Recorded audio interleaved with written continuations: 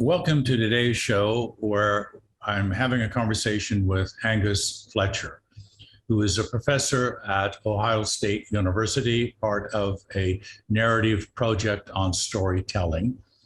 He's also a scriptwriter who has worked with major studios and networks in Hollywood. He did his PhD at Yale University, where he focused on Shakespeare, all of Shakespeare's works. He also, before doing his PhD, was at the University of Michigan, where he did a couple of degrees in neuroscience. Angus brings to this conversation that unique combination of science and the arts. Someone who's been able to work effectively in two unrelated domains and to see the connectivity between the two. He's done original work in terms of neuroscience and the role of literature in influencing and shaping the brain. I did want to mention your book, Wonderworks, the 25 Most Powerful Inventions in the History of Literature. And I really like this idea of literature as a form of technology, as a way of wiring the brain in order to be an effective, coherent adult in a world who, as we talked about earlier, has these broader perspectives, context, is able to socially map. So that it seems that Wonderworks, from the reviews, have just been absolutely fantastic. I mean, the reviews, Malcolm Gladwell, it blew my mind, a review. Popular Science, 5 stars, unmissable book. New Scientist, intelligent, engaged, and erudite.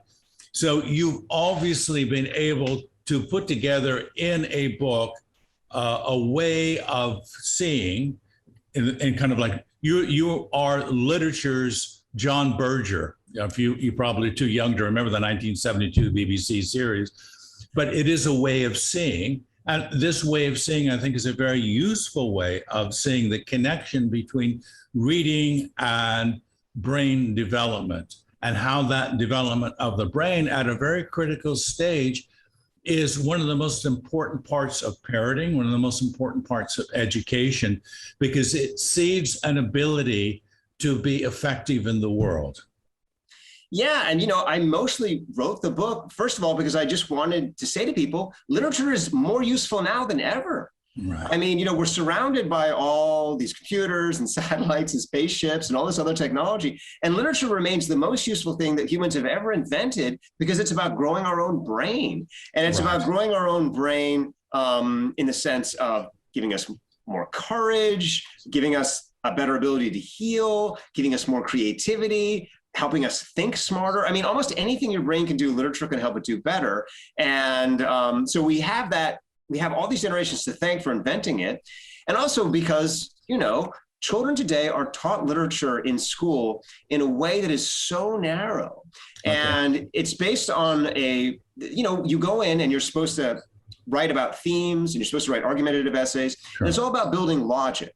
And there's nothing wrong with logic, but logic is also taught you in math class, it's taught you in many other classes. And none of those other classes teach you how to grow emotionally, how to be more creative, how to do all these other things that literature does naturally. And so I thought, well, let's write a book that could kind of be a handbook for how literature could work in school, and how we could change the curriculum to give our children more of the things that are waiting for them on their bookshelves.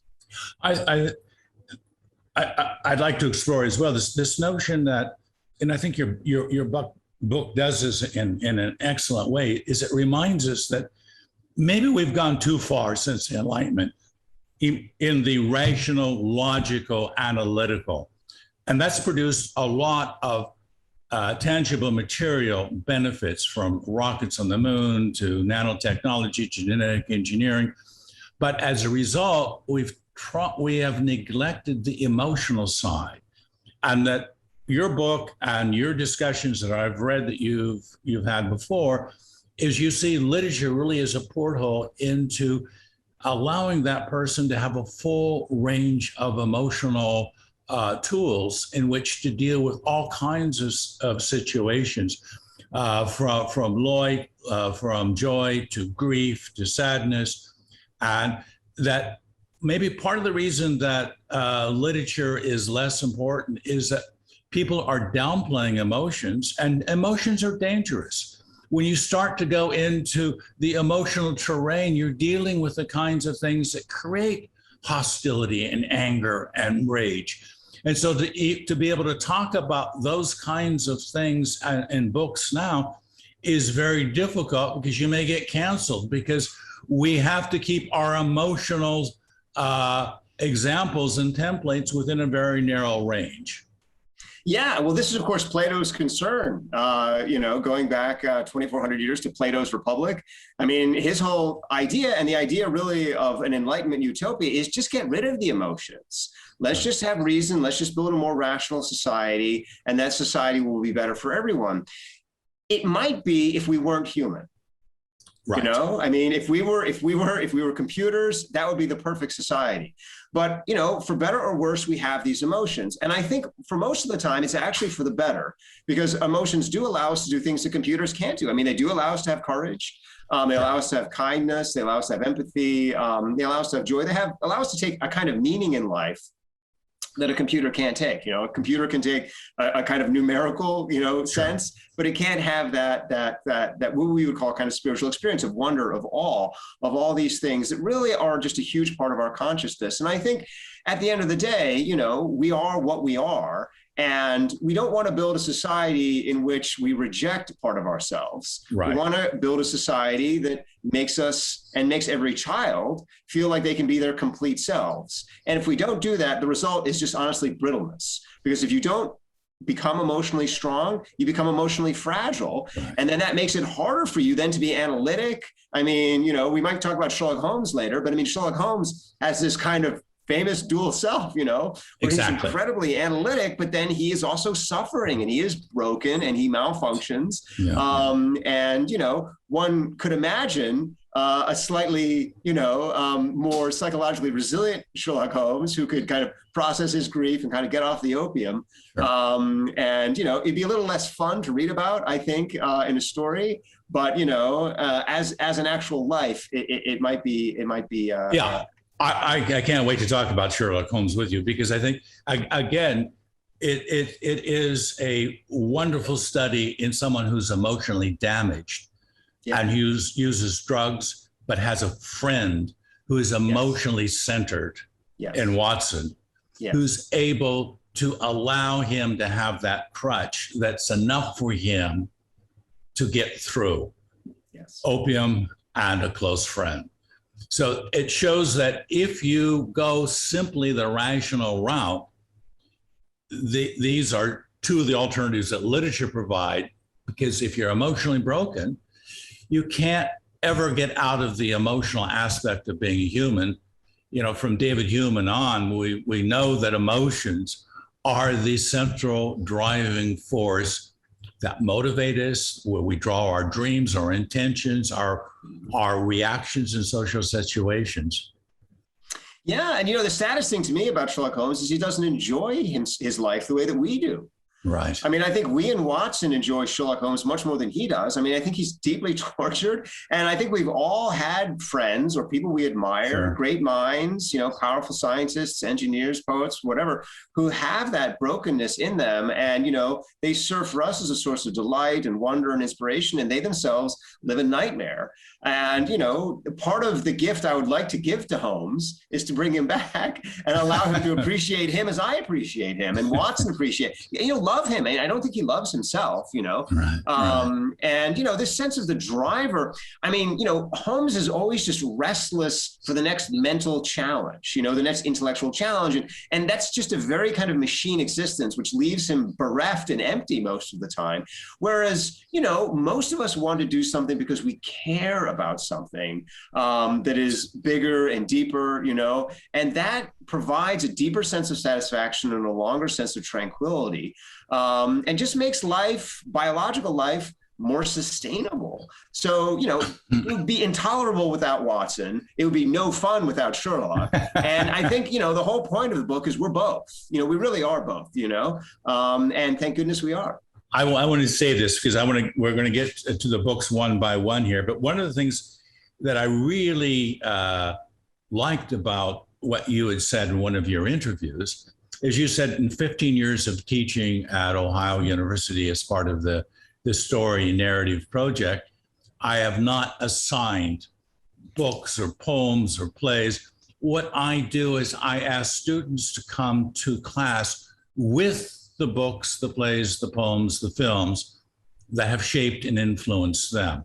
So this is the perfect chance to turn that around on the professor, where the professor now has brought his books for examination in terms of how those books have shaped who you've been, who you are, the influences, because you've had a very interesting trajectory from England to neuroscience at Michigan to a PhD at Yale on Shakespeare, where obviously you were the faculty rebel there, taking literature in ways that others may not have exactly approved, but they admired and supported.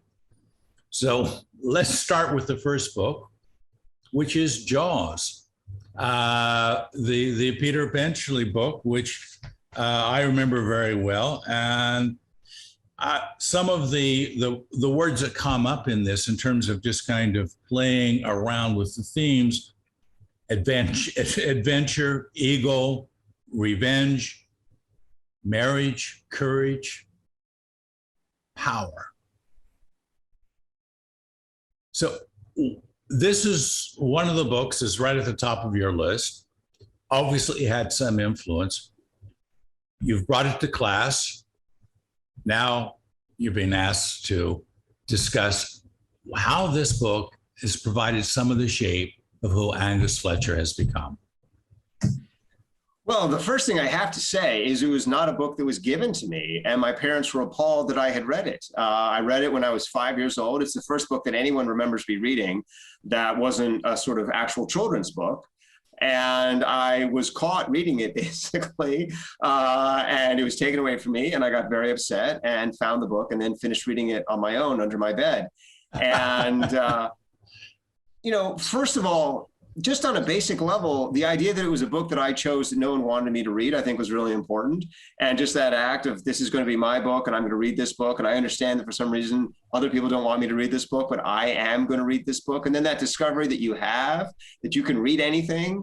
And at the end of the day, that there are these books out there that kind of, cross that line. It is, of course, an incredibly adult book, and I can't pretend that I understood most of it, or I can't imagine that I understood most of it when I was 5 years old. I have since read it and have been duly appalled that a 5-year-old would ever read such a book. But I think at a very deep level, what it speaks to in me, and I think in children generally, is the fact that we often try and curate children's lives, and we try and imagine that childhood is more innocent in certain ways than it really is, or we try and make these perfect, happy spaces where nothing bad happens and everything is positive. And children are aware of death. Children are aware of tremendous fear. Children are aware of strange things that inhabit the dark. And it actually doesn't help a child to pretend like they don't exist. That just makes the child feel like they're being lied to, or that the people around them are incompetent, Yeah. And when I read Jaws, I felt for the first time, this is actually what I recognize in nature. I recognize this thing out there, this shark out there. I recognize the fear and the confusion and the panic in the adults. I mean, that's one of the most palpable things when you read that book is just nobody knows what to do. They're all over the place. They're fighting with each other. And I thought to myself, here's the first honest book that I've ever read, because I've read all these wonderful children's books, which are so imaginative and so fun. And this in some way is actually life. And I found that very affirming to know that I hadn't been nuts to feel those feelings, that they were here in this book. And I also felt it extraordinary to think there are all these books out there that deal with these things that I recognize and that I feel are true. And there are all those books on the shelves that I can take off and I can slowly start to learn myself. Even when the people around me aren't going to tell me what's happening, I can basically start to learn myself. And so that's the most kind of primordial thing I get out of Jaws. That's interesting. For the viewers, just a little bit of background is Jaws takes place in Long Island, New York City, or not New York City, in Long Island. And there is a shark attack, someone is killed, and the local sheriff, Martin Brontë, decides to close the beach.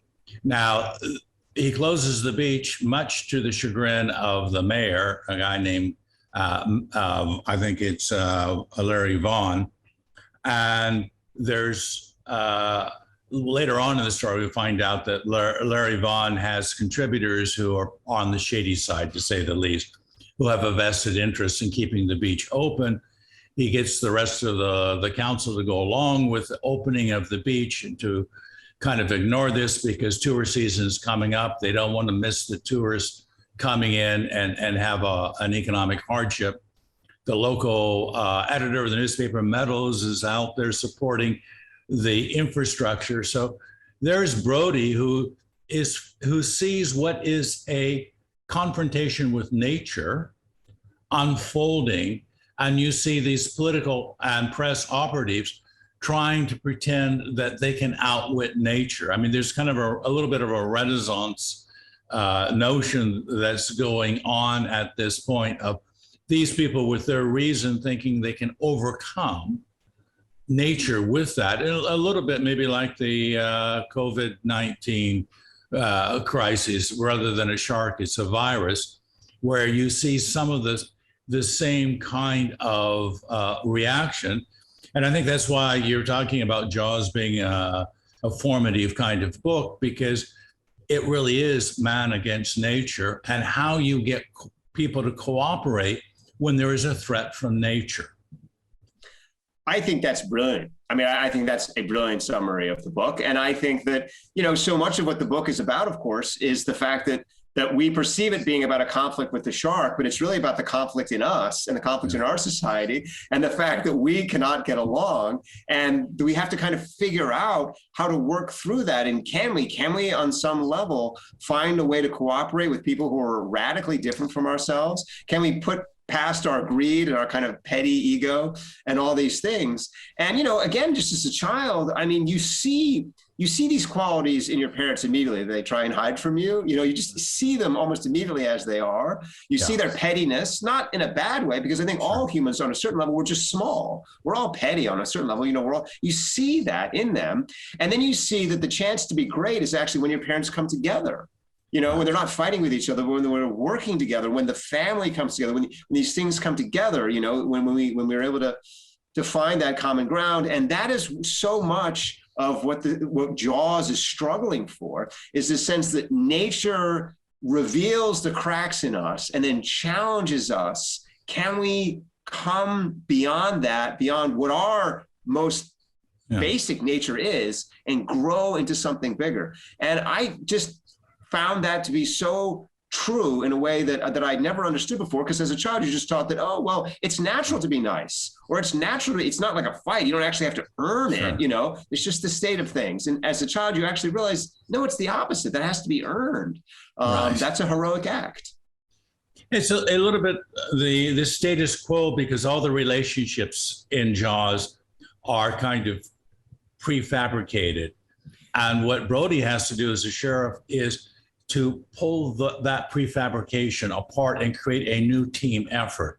Yes. And that's part of, it seemed like the interesting part for a child is to see the difficulty, because people have vested interest in the way things always have been done.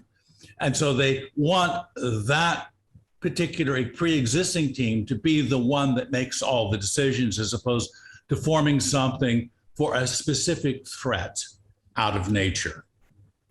I mean, that's, again, totally brilliant. And I think, yes, I mean, the status thing, people don't like to give up their status, their importance. I've earned the fact that I have this rank, I'm the mayor, I'm this, I'm that, right.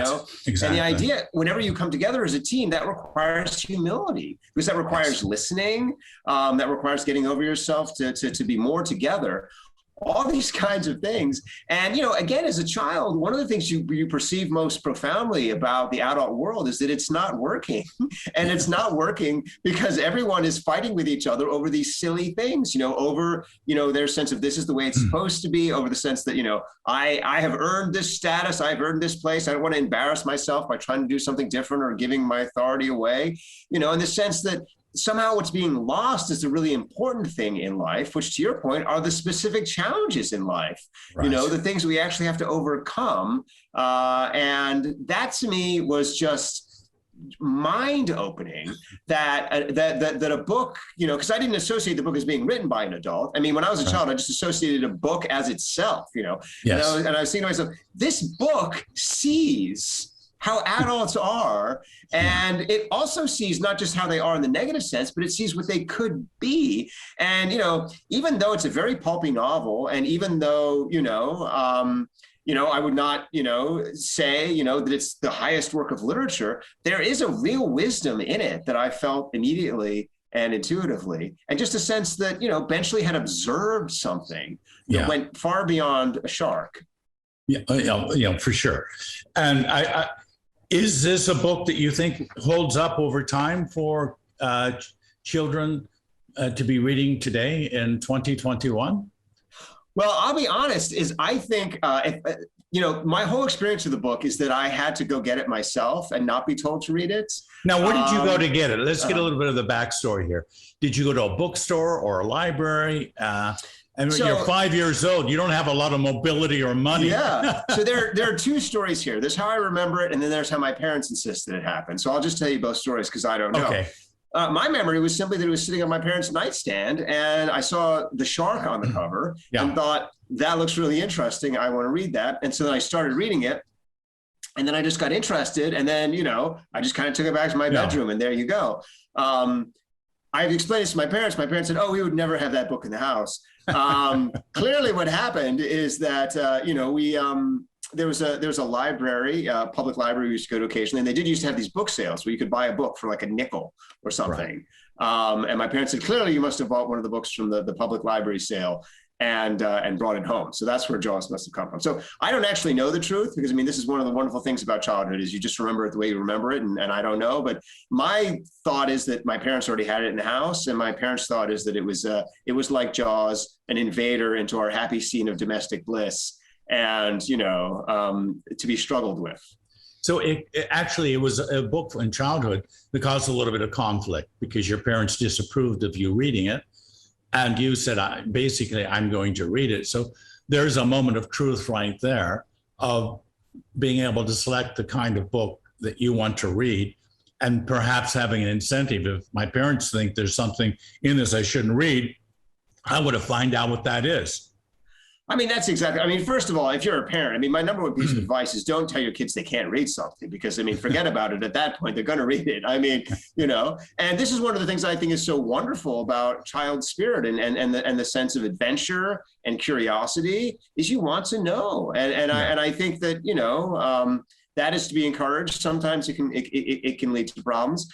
But, you know, I also think on a root level, this is why literature is about self-definition. It's how we write ourselves.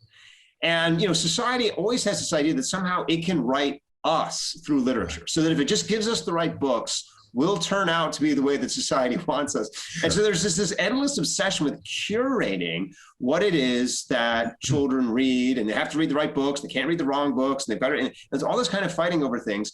And, you know, really the way the society should work is it should just have a big library, and, you know, maybe Jaws shouldn't be in there for the 5-year-olds, but it should be a pretty inclusive library, and you should release kids into the library to choose what they want, to read what they want. And that is because at the bottom of it, reading is about freedom. I mean, it is about, and that's why as an adult, you love going to a library. Sure.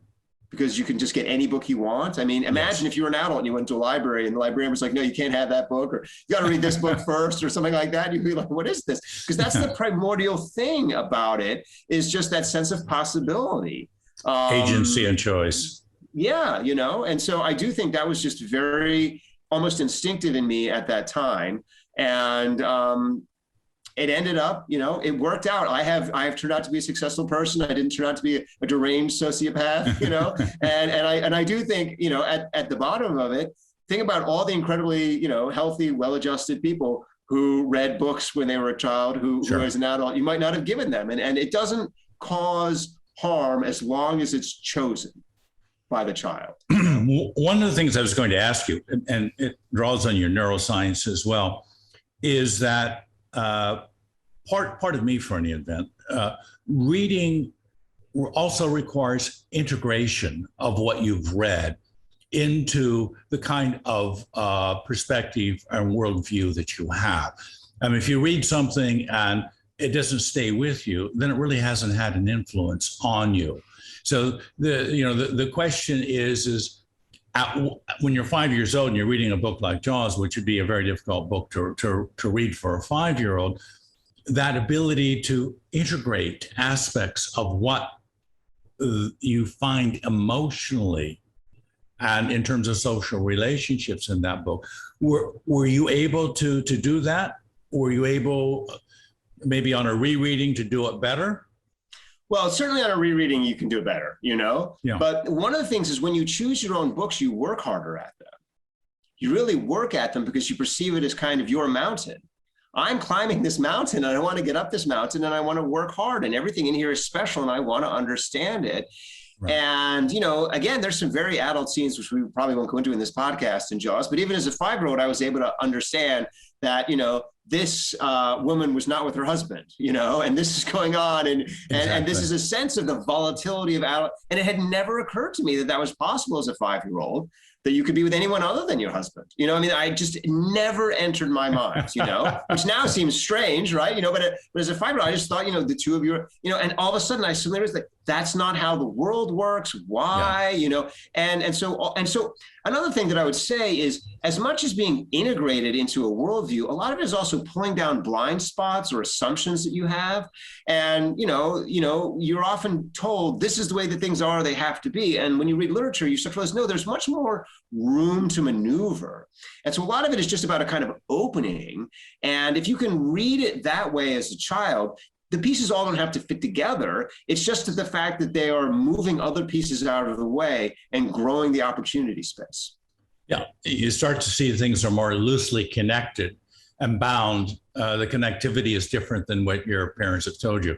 And the notion of that, I mean, I can remember when I was very young, about 7 or 8, finding a copy of Lady Chatterley's Lover, much to the chagrin of my parents, and having the world open with that notion of domestic relationship.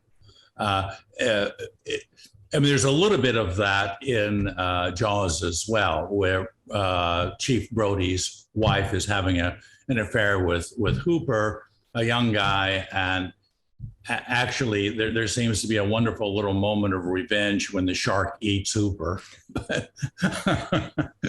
which may be kind of the anti-adultery message in Jaws. I'm not quite sure, but that seemed to be part of it in the event. But I think, Jaws is one of those books which, you're right, it does kind of have a pulpy reputation. It's not like high literature, but there's something about it in terms of the relationship between power, authority, struggling to meet a real challenge from nature, where it's not going to go away, and the existing way that teams are formed in interest are counterproductive. Yeah, and this is going to probably sound heretical, but I think the book is better than the movie. Yeah. For that exact reason, because the movie, even though the movie is a very elegant, lovely movie, it gets rid of that real deep edge. Nice. And it's the kind of Jack London Call of the Wild influence. Yes. This sense that we are in a kind of primal battle here, and this is kind of hearkening back to some kind of ancient past where we better get together and we better join the pack, or else, Yeah. So I do think that pulp literature as a whole has this bad reputation because a lot of the time it has the courage to deal with the kind of dirty, grimy stuff that, other people don't want to, the kind of more esteemed, a polite society doesn't want to deal with. And that pulpy stuff, a lot of that really is us. Yes. I mean, there's a reason that these novels are incredibly popular. And I think Hamlet is pulp fiction. Nobody likes to say that anymore, but Hamlet is classic pulp fiction. And, you can go back almost all the way to Homer and say that pretty much almost everything that we think about now as a classic in its day was usually a kind of pulp fiction. It was usually dealing in this way with these kind of edgy subjects in a way that was not necessarily accepted in the temples. Brilliant. I love that. Let's move on to Spike Milligan. This is taking us back to England with the Goons. For, I guess, American viewers, Spike Milligan was part of a very famous team in the 1950s on the BBC, particularly on radio and later on TV. Spike Milligan, Peter Sellers, Harry Seacombe, and Michael Bentine. Those were the members of the team. The particular book that you've chosen is Puckoon by Spike Milligan, which is set in Ireland, where the 1924 Boundary Commission decides to divide the island.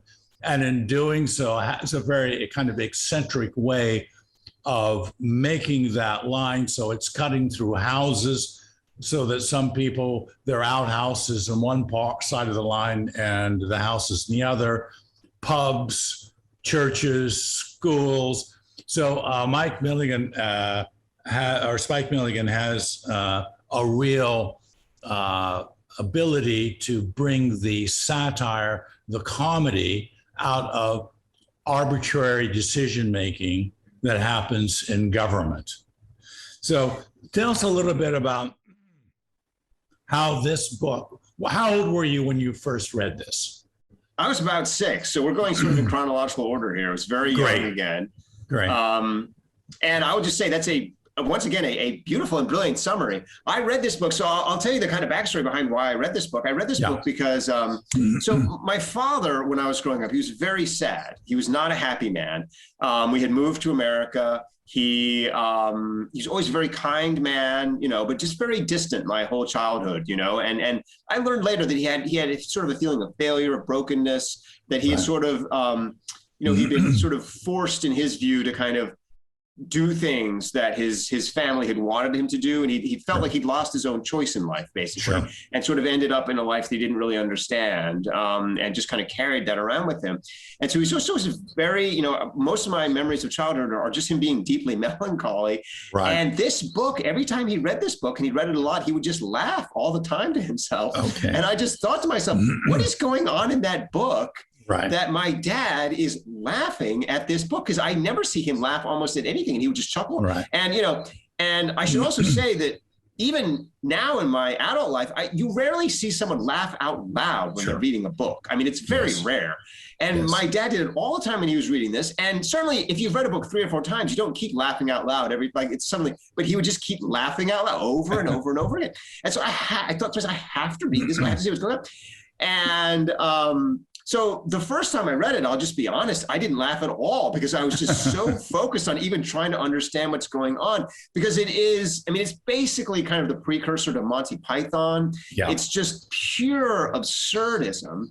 What makes it so resonant is it's dealing with this incredibly fraught and serious human topic, which is the division of Ireland, and the kind of collapsing sense of Irish identity and all these really sort of deep subjects. But, the main character is this guy who's too lazy to leave his house. Right. And the writer has to keep intervening in the story and forcing him to actually do anything. And I was just reading this as a child being like, how does this happen? How does the writer actually intercede in a story?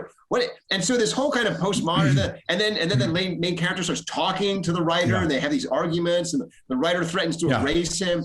And I just remember thinking to myself, like, this is just, I don't even, what is happening? Like, so the first few times I read it, it was almost just like an other reality for me. And I didn't find it funny at all. And, then I went to my dad and I said to him, Dad, I've been reading this book, And his first response is, "I hope you haven't damaged it." That's the first thing he said. And I said, "No, I don't think I've damaged it. Very careful." It's, "Oh, okay, good." And I said, "I just don't understand why it's funny." Yeah. And I remember he walked me through some of the jokes.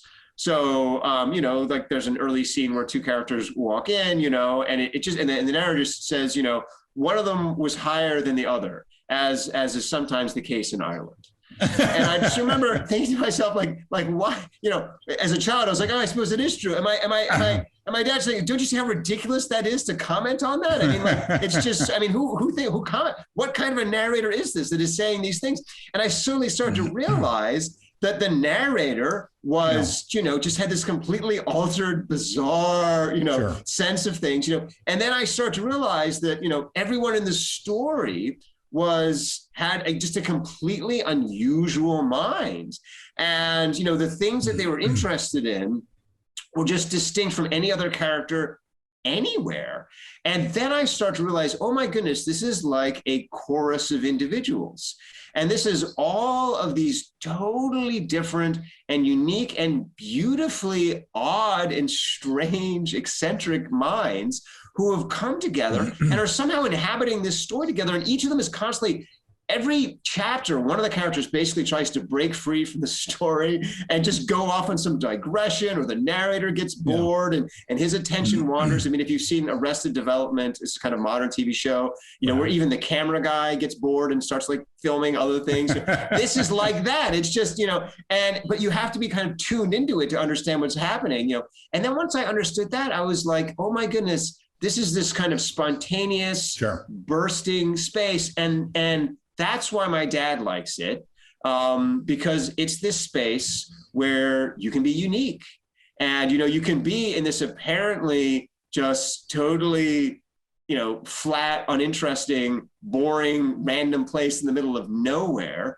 And you can be special. And you know what? No one around you can recognize it, but it doesn't matter, because there's someone out there who's watching you, and you don't know that they're watching you, and they know you're special. And that to me was just this kind of magic moment. And gradually I started to find it funny too. And gradually I started to laugh. And that's kind of my story of the book. Well, it's interesting, is your father may have felt he was living under certain constraints, and to see that satire humor was a creative way of dealing with the kind of artificial constraints. I mean, the English do this very well. I mean, the Monty Python thing is very famous. But, the whole notion of creativity is to be able to get outside of that conventional way of dealing with an issue, and to see the humor in it. And by seeing the humor in it, you take away the kind of the puffery of authority. I mean, to think that, the real thing with Puckoon and Jaws is authority in both cases seem to think if you draw a straight line through chaos, you bring order. And by drawing a straight line through chaos, you increase the chaos. I mean, that just blew my mind. That's completely true. I never would have seen that connection unless you made it, but that is absolutely the case. And, and I think the kind of existential opportunity in Puckoon is the realization that because you are creative and because you have a sense of humor, you can always make your own sense of order in the madness. Exactly. And it doesn't have to be anyone else's sense of order. It can be your method. And this is the kind of thing that is different from a purely logical sense of order and an artistic sense of order. The logician makes an absolute order that everyone has to obey. And the artist discovers a unique order. Art isn't chaos. So I think sometimes people see artists from outside and they think they're just arbitrary or random, but every artist has their own method. And that's what a comic character is. A comic character is a unique method in a story. They follow their own way of doing things, but it's consistent to them. And that gives you freedom to be yourself, because you can always kind of create that original next step. And I think it just made my dad feel free in a way that he could not feel in the lines that had been drawn in his own life. Do you feel it increased a channel of communication with your father, that you understood him better? Oh, absolutely. Yeah. No, I mean, that was one of the kind of early moments where I really started to feel like I understood my my dad more, because, I mean, I had, it was sort of unusual immigrant upbringing. And I think, as an immigrant, particularly I would say as a white immigrant to America, you kind of have this double advantage, where on the one hand, you look like everybody, so there's not really any resistance or barrier to entry whenever you go anywhere. But you also have that kind of lovely sense of not actually being an American. Yes. And you can just have that just different kind of spin on life, and you appreciate things that other people take for granted, and you see opportunities that they miss, And so, for me, growing up in America, it was a very kind of special thing. But I just saw from my dad, he just always felt like, he'd sort of been like relegated to some kind of, sort of like nightmarish nowhere. And then, in reading this for the first time, I did start to understand that this was what my dad wanted to be. My dad didn't want to be a king. My dad didn't want to be wealthy. My dad didn't feel like he'd failed because, he didn't have money or whatever. He felt that he couldn't be an artist. I mean, he felt like he couldn't have his own tiny kind of square of canvas to paint his own miniature. Sure. That was what he wanted. He wanted to be Puckoon. He wanted to have that, and and he felt like he couldn't. And gradually, as I went through my childhood, he did actually start to write. And he wrote some stories and started to kind of rediscover that part of himself. Interesting. How old were you when you came to the States? So I was about. It was sort of an unusual sort of transfer, because my dad moved us basically under the cover of night, and he told my mom, well, so I mean, basically my dad, he came from a family of country doctors in the Lake District, okay. And he was just so much smarter than his parents, and they couldn't figure it out. But to them, he was like a godsend, and they were like, yeah. Our son is going to go to the best universities in England, and he's going to become a famous doctor because we're these kind of small provincial doctors, and he's just a genius. And so he went off to Cambridge, the first person in his family really to go to college, goes off to Cambridge University, and just kind of collapses under the pressure of it. Did not enjoy it at all, didn't go to any classes. It's basically impossible to fail, or at least it was at the time, to fail out of college in England. And so, but he basically got, I think he said he got one above an ordinary or something, which is basically apparently like the worst you could possibly get, went to medical school, didn't like it, didn't study for any of his medical exams, didn't want to be a doctor, ended up being a doctor, and then was just a terrible doctor. And, basically he was going to get thrown out of the health service, the National Health Service. And he suddenly found this job in America. And so off we went to America. And, he kept saying to me and my mom, we're going to go back to England at any time, because my mom's family was there, her mother was there. And so we kind of lived in this strange bubble where we traveled back to England a lot. We were always going to go back to England. And then one day it just became clear we were never going back. And that was probably when I was about 5 years old or so. It just was like, we're never going back. And I had an accent, acted, dressed, read English books, everything. I was like this little English boy in America. So that was about that time, right when I was about 5. I just realized, we're here forever. Right. A real transition. And I'm certain the books you were reading at the time must have helped you do some of the processing of not being in any one place, kind of being in a hyper reality place and trying to understand where you were.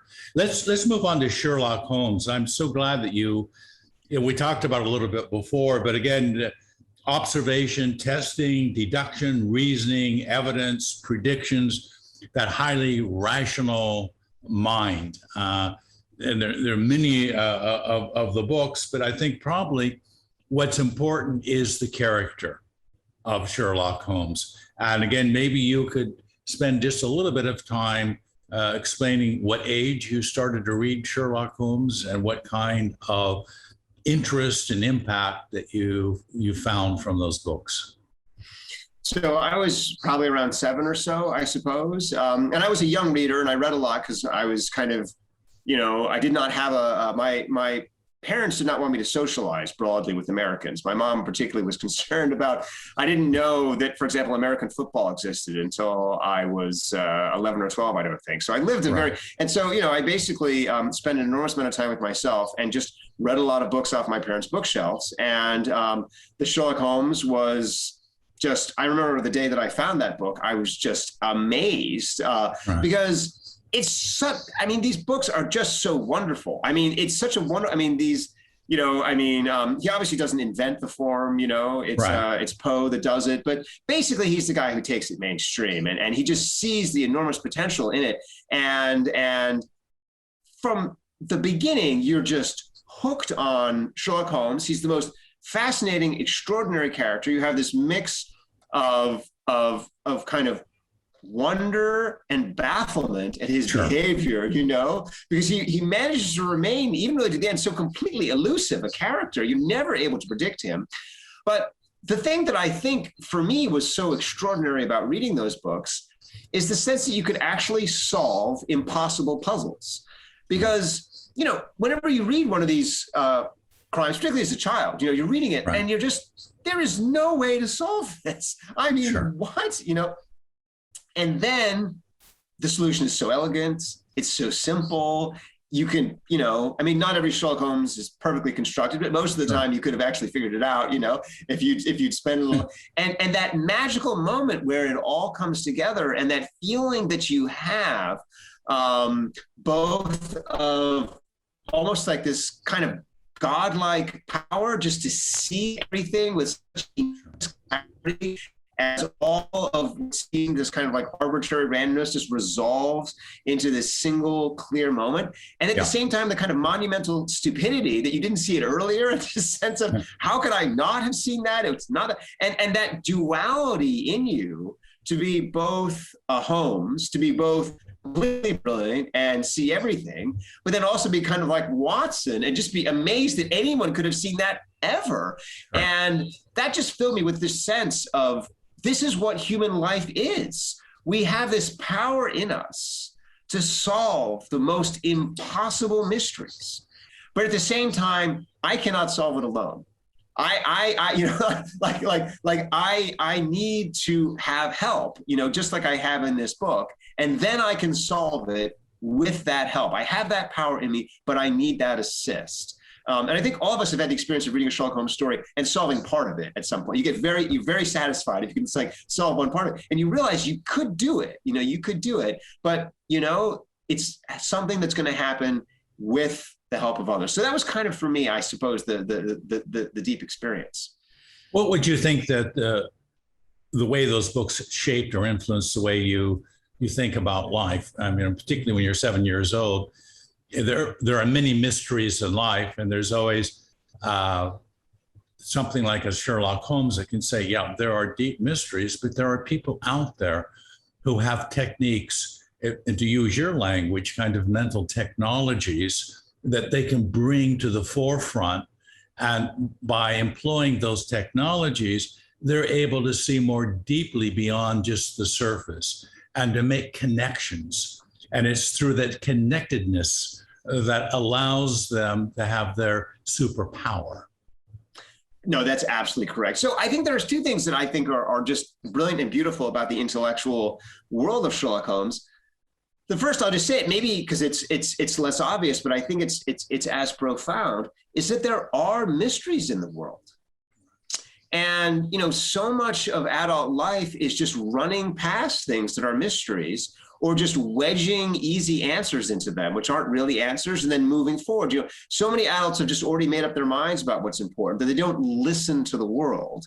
And the more you listen to the world, the more you realize the extraordinary mystery that's out there. And that's the first step of science, is to want there to be a mystery, is to open yourself to the mystery, is not to be kind of like all the kind of bourgeois, kind of like, Victorian, members of society who just hop on the train and go in and out to work from London, and just go off, but to be Holmes and to say, I'm going to step aside from the kind of rush and crush of humanity and its kind of, obsession with stock prices and all the rest of it, and actually open myself to the fact that everywhere all around me is the curious, is the strange, are things that could be explained. Because science, so much of science just starts with just looking at that pebble on the beach that everyone else has walked past, and saying, this is unusual. This is strange, you know? So that's the first thing. And I just think, you know, we lose that capacity as we get older because we get socialized out of it, because we get taught, you know, you have to focus in on the things that you're good at and that are important to you. But to be a child and to have that sense that actually pausing and dwelling and noticing weird things and wanting to understand them is important. To have that validated, I think, is an extraordinary thing, which the books do. And then, of course, to your point, the fact there's actually a method, the fact that you can actually learn to solve these things, and that it's not about genius. It's not about just having some kind of supernatural capacity, or, you know, being gifted with a brain that's 5 times as large as everyone else's, but that, you know, you could actually follow step by step and learn to do this. I just remember thinking to myself when I was reading Sherlock Holmes, you know, I just have to learn science. I just have to learn science because, you know, he's always doing these kind of chemistry experiments and all these kinds of things, you know, and I just remember thinking it's going to be so amazing. And, you know, really it was. I mean, I did end up, you know, when I was 17 years old, working in a neuroscience lab, changed my life. It's an amazing thing to be able to design your own experiments, see your own mysteries in the world, do all those kinds of things. But that to me was the moment where I really fell in love with science, was watching Holmes and realizing that science, it's not, it's more complicated than just a kind of like rational logical procedure. There is this deeper method to it that does require your ability to be imaginative and to figure out creative ways to kind of wrestle with questions, but within a kind of bounded framework where you're always saying, you know, can I test this? You know, not just can I imagine it, but can I actually test this thing that I'm imagining? And can I boil it down to a single variable? Can I be creative enough not only to have good ideas, but to have good ideas that actually click in with the world and allow for feedback and response? And that's that double level of creativity where it goes out of your own brain and becomes that moment of joining with the world. Very, very good. That's a brilliant analysis of the Sherlock Holmes character. Part of the Sherlock Holmes character as well that kind of fits in with some of the other books on your list is that he's an outsider. He's outside the system.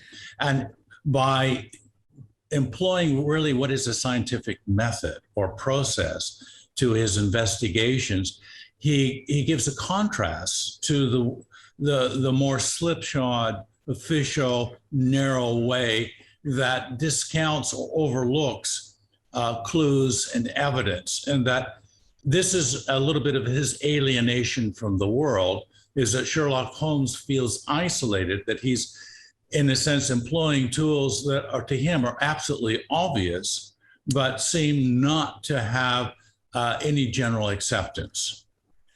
That is so brilliant. And, you know, I don't want to sound like I've actually become a kind of miniature version of Sherlock Holmes in my own professional career, but in a way I have, because I mean, I remember, you know, when you read Sherlock Holmes, you think, God, these police are such idiots. Like, how could they not possibly see his brilliance? How could they not do it? You know, it's just so obvious. And, you know, my own career, honestly, has been to go completely walk a very unusual methodological path where I've taken a completely different approach to things than anyone else around me. And to be endlessly baffled by the fact that everyone honestly thinks that I'm a complete idiot. You know, I mean, I spent enormous time with people sitting down and saying, well, Fletcher, you're clearly such a smart person. Why would you do these things? Why would you act this way? Why would you ask these questions and solve them this way? And I do think that on a certain level, you realize at the end of the day that the difference between when you're an original thinker, which I think Holmes is, when you have the courage to actually step out of society and say, I'm going to bring something new to people. I'm going to dare to walk into, you realize that, you know, back in the day, Galileo, nobody thought Galileo was particularly intelligent. They just thought he was a nutcase. You know, what are you doing, Galileo? You know, and it's only in retrospect that we tell ourselves he's not. Oh, well, of course, you know, as we fold them into our own master narrative. But if you're at the actual edge, if you are at the very kind of lip of what people know, people are always going to think you're really bizarre, possibly irresponsible, possibly a lunatic. If you're actually doing something which is genuinely 200 years from now going to be regarded as obvious. And I think part of being a child and seeing that and realizing that you could be an outsider and that was not a bad thing and perhaps even a good thing. And, you know, not just seeking approval from teachers and parents, but learning do I myself think that this works? How can I test it to myself? How can I be confident myself? Sure. And that ability to be kind of stubborn and strong in yourself has served me really well in my academic career, because honestly, I have just made one rogue statement after another. And eventually I've gotten to the point where people have started to accept some of my ideas. But for a very long time, I was, very much like Holmes, completely outside the establishment.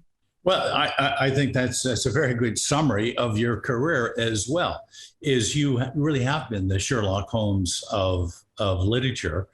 And by bringing in that scientific method, have been able to show ways of being, ways of thinking, the social relationships that otherwise would be missed. In other words, clues in the mystery of life.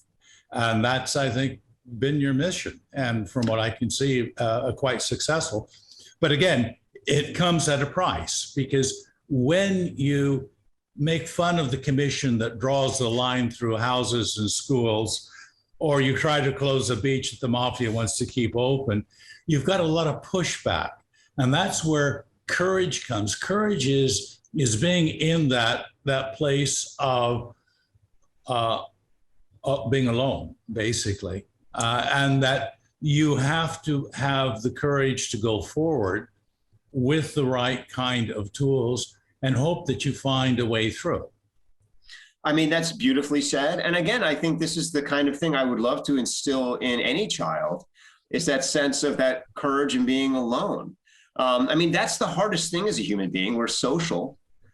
We don't want everyone to think that we're crazy. We want to do something and then have everyone say, what a clever idea that is, But, to a certain extent, if you are going to walk your own way, you do have to learn to take that emotional sense of comfort in yourself, to find a way to be whole in yourself. And I do think one of the things I'll just be honest about with Holmes is, even as a child, so, my father had a substance abuse problem, which was part of the reason we had to leave England, and part of the reason he wasn't a good doctor, and part of the reason that my childhood was part of the reason he was sad during my childhood, And as a child, I noticed that in him, and I noticed that in Holmes. And, I just made a commitment then and there that was not going to be my mistake. That I might make a lot of other mistakes in my life, and I certainly have. But that was not going to be my mistake, that I was not going to try and find emotional wholeness in, in alcohol or opium or whatever. And I think that ability to be inside Holmes, but also outside him. So to be inside the outsider, but also outside the outsider. And, that allowed me to see the kinds of pressures, the emotional pressures that come from the loneliness, the way that, you try and cope, and self-medicate, maybe self-medicate. Yes. And then to realize, maybe I want to do that a different way, maybe I want to find my strength in a different way. And that was another thing that definitely kind of deeply affected me reading Holmes. Wonderful.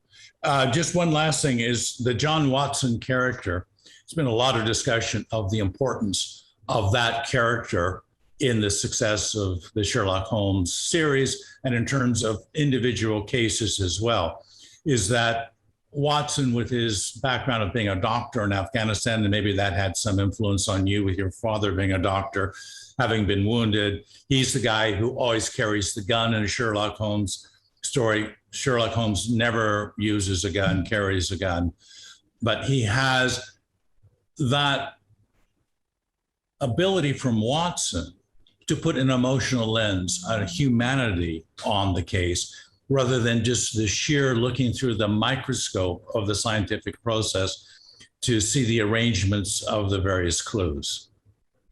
Absolutely, yeah. And I will say, as a child, I mean, as one goes on in life, one has to deal with the fact that a lot of people think that Watson is a very silly character, you know what I mean? Or that somehow, he's a bit of a ridiculous or almost a sidekick, or there's something comedic about him. But as a child, I took him very seriously, and I loved his caring. I loved his empathy. I loved his empathy for Holmes. I mean, I felt that empathy for Holmes too. I mean, Watson is just very open and honest about how much he values Holmes and his friendship. And, he's also got a lovely wife, very happy kind of domestic relationship. He's always trying to get, Holmes married, and his little, there's this deeply kind of, romantic thing going on there with Watson, and it humanizes, and at the end of the day, no one wants to solve a crime. So we want to be with a human who solves the crime.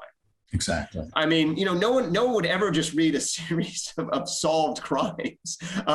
You want to go with the character because you want to be with, you want to feel less alone yourself. You want to feel like you have a friend, all these kinds of things. Sure. And Watson fills in all of that other, that emotional stuff. And I do think, going back to the fact that Holmes is obviously dysfunctional, I mean, I think Watson gives you a certain hope for humanity that, Yes. and the fact that he's a doctor, even though, I mean, he's a fairly crude doctor. I mean, I think there's like in The Engineer's Thumb, basically a guy shows up without a thumb and he's just had his like thumb amputated and Watson's solution is, well, I'll just give you some brandy and that'll cure everything. I mean, you realize the kind of inadequacies of Victorian medicine, but just the sheer fact that he is actually kind of attending in that way, not just to the dead, but the living. Right. That these aren't just stories about loss, but they're stories about the people who are still with us. And that is Watson's connection. And that's really why we solve puzzles and mysteries, is for the people here now. And I think maybe that's part of the integration of the Sherlock Holmes, is that you're able to integrate the analytical, logical with the humanity and the emotions. So both parts are in the story and you see them coupled together at the hip. That's why they make such a perfect team. Absolutely. Absolutely.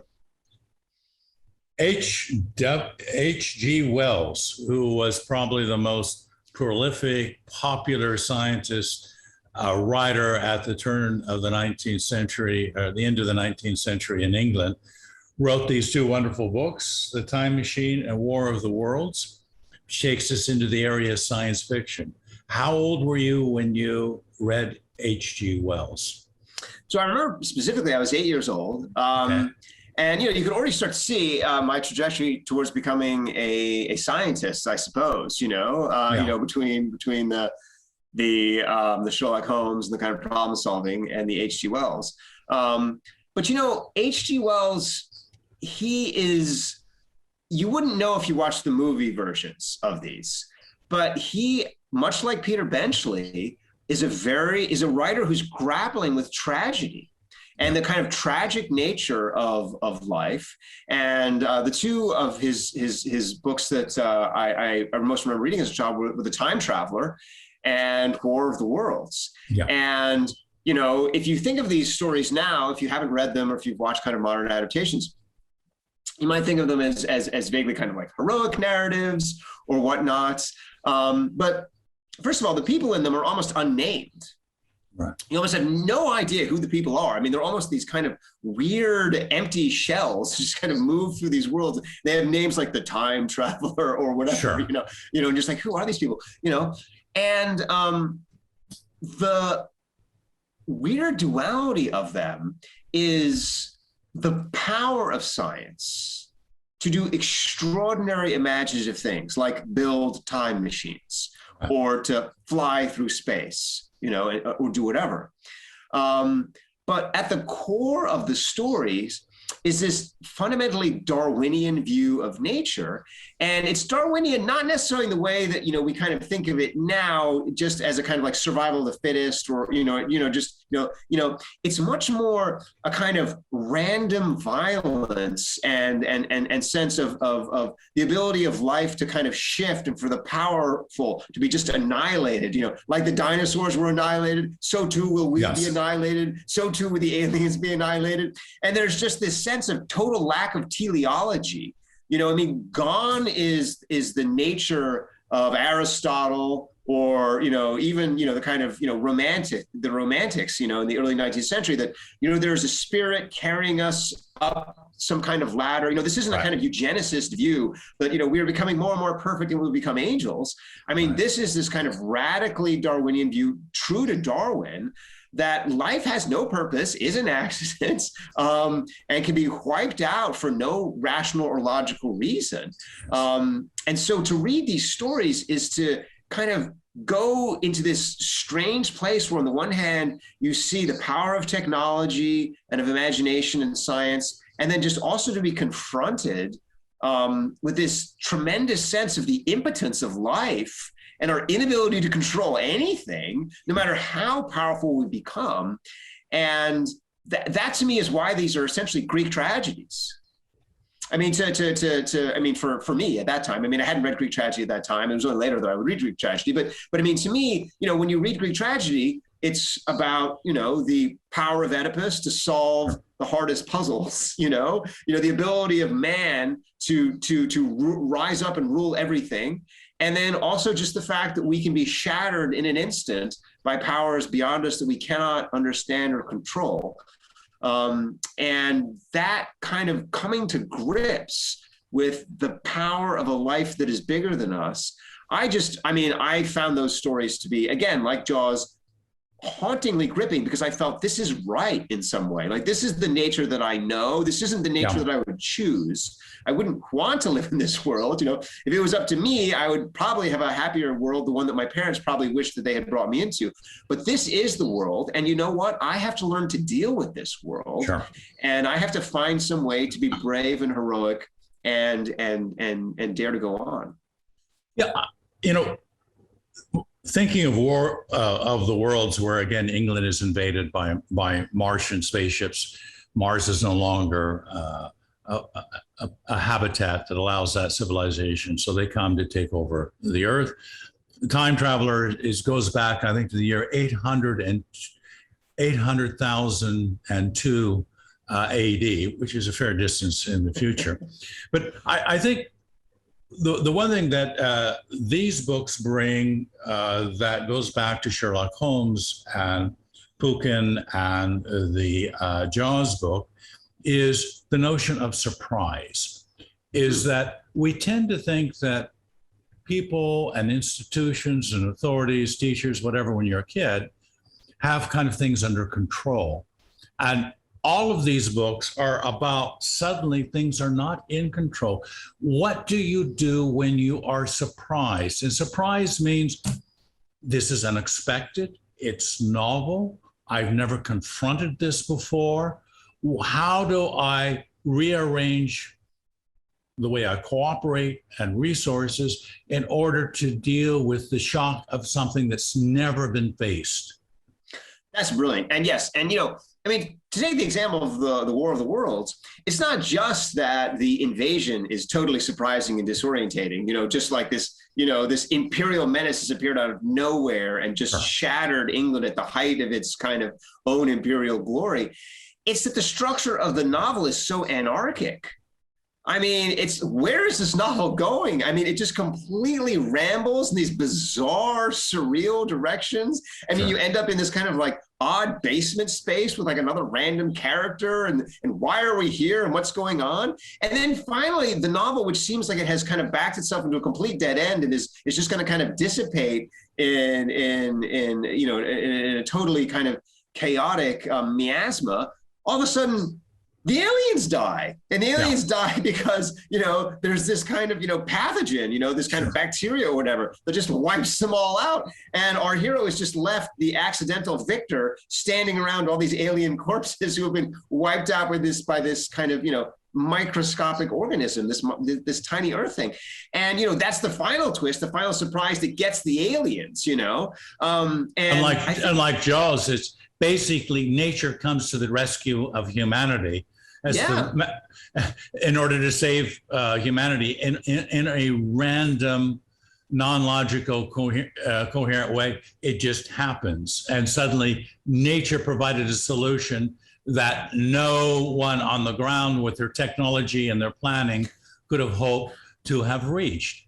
Now, one of the things I wanted to ask you as a screenwriter is that there's been some controversy over the filming of, say, War of the Worlds, which was set in America, and the notion that somehow by taking that context, shifting it from Woking, where H.G. Wells was living at the time, which is 20 minutes outside of London, and the whole context of the end of the 19th century, where there are a lot of imperial tensions between Britain and Germany and France and the rest of it. So this is in some ways a working out of a social political context in England of its time.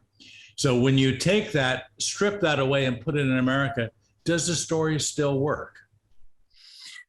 Well, I don't think that I feel like I'm saying a lot of negative things about Spielberg on this podcast, but I mean, I just don't think that that version works that well. I mean, it's fun and it's fine, but I'm not sure that it really has that element that you're talking about of surprise or anything particularly strange or interesting or unexpected. I mean, it feels fairly conventional when you watch it. And I think part of what we're talking about in terms of the 19th century context is the feeling of just radical instability. So I think the Cruise movie was basically made around the year 2000 or so. And that was sort of the height of America, Francis Fukuyama, the end of history, we have won, I mean, it's an enormous period of stability. And, Tom Cruise, who's just kind of like eternally ageless, is like running through the movie with his beaming smile. And you just never feel any real threats, particularly. I mean, it just seems like a movie. Whereas when you're reading the original book, you do actually feel like everything could fall apart. And even the ending of the story is so grim because, he somehow miraculously, his wife has survived, he gets back together.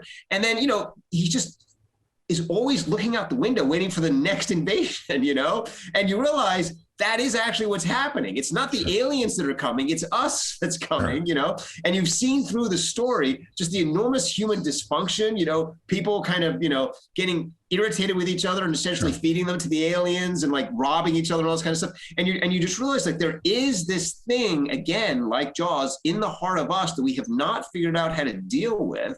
And the monster is out there because the monster is us. And so I do think that you don't get that feeling in 2000s America the way you do in H.G. Wells's period. And you also just don't get that sense of this kind of grimy, dirty, industrial furnace place where humans have in a strange way created their own hellscape. And it's kind of unclear for large portions of it, which is actually worse, the alien vision of Earth or the human vision of Earth, because they're both so gritty and, and lacking in what we would think of as positive nature, the kind of joyous kind of pastoral fantasy of England. Yeah, a part of the H.G. Wells history of that, particularly War of the Worlds, is that I think it makes a big difference if you're setting a story at the end of hegemony as opposed to the height of hegemony.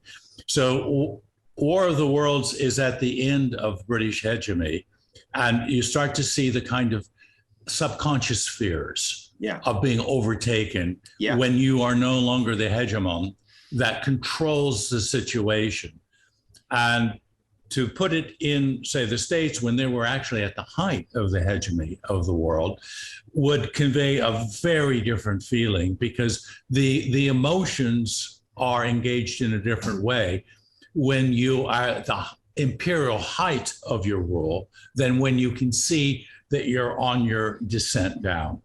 Yeah, no, absolutely. It's it's like you see your own mortality, you see your own death. And, I think also there's a fear of what's coming now because now all crimes are paid. I've spent, the last, 50, 60 years with my kind of foot on the world's throat. And now the world is kind of coming back. And, what is that going to be like for me? And perhaps should I have tried to live differently? Perhaps should I have tried, instead of just living for myself, should I have thought about the world that I was making and what my children are kind of entering into? And I do think that sense of regret, shame, fear, all those kinds of feelings are just mingled in there. This is a comeuppance story and to a certain extent, as, another empire has come to get our empire. So I don't think there's any question about that. And, Americans have just always felt, and I think, even now still to a certain extent seem to feel almost invincible. I mean, there has not been that kind of reckoning in America, to the extent that America thinks that anything's wrong, it's with other Americans and they need to be fixed. But, the idea that somehow there's something in the world could come and get us. And so, maybe in the future, America will have its own War of the Worlds, but I don't think yet. Yeah, maybe not. And I think you raised an excellent point there. It's an emotional transition. And this is what H.G. Wells captured so well, is the transition when you feel degrees of safety and security and importance in the world. And when that gets cut down, or it appears to be cut down, there is an emotional reaction. So the question is, how does that society operate when it is on a downward spiral? And what kind of recognition does it have that indeed it is on that spiral? And I think that's why it's a classic work, and probably one that probably would be good for children to read today, in terms of looking at that conflicted emotional terrain when a great power starts to lose that reputation and that ability to influence the destiny of others. Absolutely. And how fast it can happen, how fast the shift can happen, how fragile it is. I mean, the Time Traveler in a way is almost the same story, in the sense that, you start out the novel, once you kind of go into the future and you see these kinds of, the above ground race, or apparently the ruling lords, and the underground race, and then you realize at the end of the novel, it's actually the other way around. Right. And the race at the top is being kind of kept as cattle for the race underground. And you just realize that is how fast, essentially, the aristocracy can all of a sudden become, the food, the bottom of the food chain. I mean, that flip happens in an instant of recognition, where everything suddenly inverts. And, England, obviously was about undergoing its own inversion in that sense. And that sense that life is not stable, that we as humans spend our entire lives trying to dominate nature, control each other, build these permanent power structures, make it so that we are eternally on top, and then just the flick of a switch and it goes. And this is why the most important thing you can teach children, I think, is to be able to cope and manage with that instability, rather than pulling them into this artificial world where you convince them against reality that they're just going to be on this conveyor belts up to happiness if they just kind of go through these grades and kind of, go to this school and just kind of follow the trajectory.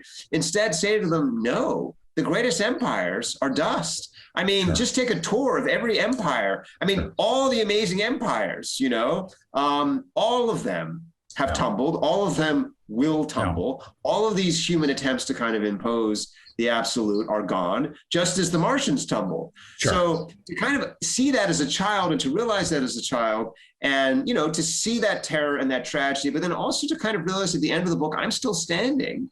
Right. I'm still here. I made it through those surprises. That, I think, is a real gift. Let's move on to the Count of Monte Cristo. Destiny, betrayal, revenge, fairness, justice. Again, some of the more important values that we have as a society are addressed in this 1,200-page novel. And I guess the question is how old were you when you read The Count of Monte Cristo? I was about 10. I was about 10 years old, How long did it take you to read? Because, I mean, it's a very long book. Well, it took, I can't remember honestly, but I read, not only did I read fast, but I read continuously when that sort of thing when you're a child, particularly on summer vacation, when you sort of get up in the morning and then you just read all day and then you kind of read till 3 a.m, so, I don't know, maybe a week or 2 weeks. I read it pretty fast. And I actually got the book because it was so big. And I remember, we were only allowed to get so many books out of the library. And I remember just thinking to myself, well, this is the kind of book that I want because it's really long. I'll get some really good reading in here. And it also, it was a quote unquote illustrated edition. A couple of the books I have on here, they had these kind of old woodcut illustrate, the kind of classic, things. And I just remember there were just a couple of the most shocking scenes when I took it off the library shelf and looked in it, of him basically being plunged to the bottom of the water with this weight against tied to his foot, and all these things. And I thought to myself, oh my, and this kind of just island with this huge treasure thing on it. And I was like, oh my goodness, like this is the greatest thing. I must read this. And it turned out to be a truly extraordinary book. I could not even imagine how wonderful it was when I started to read it. Yeah, it's also an interesting exploration of the notion of chance and trusting other people, and not underestimating ideas of envy and jealousy of people around you. And because in a sense, this is what happened. It starts the ball rolling, really. You know, Dante has the perfect fiance. They're very much in love. He's got a perfect career. And yet, as a matter of chance, he gets pulled down by those around him that he would otherwise have trusted. And so probably the worst betrayal is to be betrayed not by a stranger. That's probably not expected, but betrayed by someone that you trust, and to have your life ripped out from under you. And this is the start of the story. I mean, you're absolutely, I mean, this is one of the things that I found just most gripping and about it when I was a child, was just that sense that the people who were your closest friends could destroy you in that way. And I reread the book many times after I read it the initial time, because I was just totally fascinated by it. And every time I read it, I was struck by exactly what you said. And it seemed as incredible to me on rereading as it did the first time, which was that the people that you trusted most and you cared the most about could do this to you. And I think it's that of course, that then unlocks the rage. I mean, and it's not just a rage at the people who betray you, it's a rage at life. Right. It's a sense that, like, this is an unjust life. This is a wrong life. And, you know, I must in some ways act against it. I must break this life. I must show this life that I'm bigger than it, that it cannot break me, that I will rewrite it, and that essentially I will be a god. I mean, that's sort of where we get to basically by about 3/4 of the way through the novel is, you know, this life has shown itself to be so corrupt and so bankrupt that I myself will ascend and purify it and rewrite life the way that it should have been. As, you know, our hero, you know, recovers from this initial betrayal, you know, manages to get this superhuman wealth on this island, gifted to him by this priest in prison, and then just kind of set out with this hit list to take care of everyone who has harmed him and to reward everyone who has been kind. Yeah, it's interesting because it's kind of one of the very early revenge novels.